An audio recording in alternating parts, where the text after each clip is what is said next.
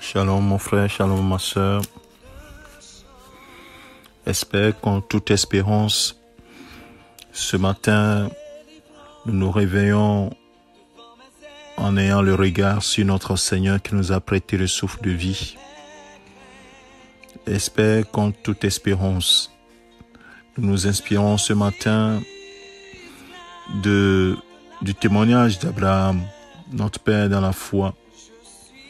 La Bible, dans le témoignage d'Abraham, dans Romains chapitre 5, en disant que Abraham a été établi père d'un grand nombre de nations au moment où il était stérile, il n'avait pas d'enfant. À partir du verset 17, la parole de Dieu nous dit « Je t'ai établi père d'un grand nombre de nations ». Il est notre père devant celui auquel il a cru. Dieu qui donne la vie aux morts et qui appelle les choses qui ne sont point comme si elles étaient. Espérant qu'en toute espérance, il crut, en sorte qu'il devint père d'un grand nombre de nations selon ce qui lui avait été dit, telle sera ta postérité. Bien-aimé, au moment où cette parole s'adressait à Abraham, il n'y avait pas moyen d'espérer, mais il espéra. Il avait espéré contre toute espérance. Il avait tenu contre toutes les peurs, contre toutes les inquiétudes. Il a tenu ferme. Et la Bible dit dans le verset 19, « Et sans faiblir dans la foi ». Et ce matin, le Seigneur te dit, ne faiblis pas dans la foi. Tiens ferme, ne lâche rien. Ne faiblis pas, ne laisse pas tes inquiétudes détruire ta foi. Ne laisse pas tes peurs détruire ta foi.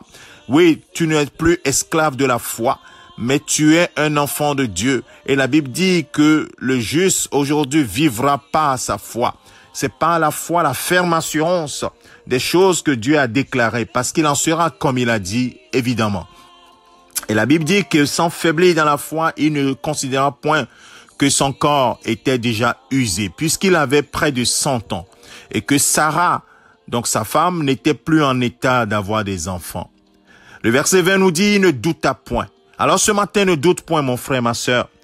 Il ne douta point par incrédulité au sujet de la promesse de Dieu, mais il fut fortifié par la foi, donnant gloire à Dieu, et ayant la pleine conviction que ce qu'il promet, il peut aussi l'accomplir.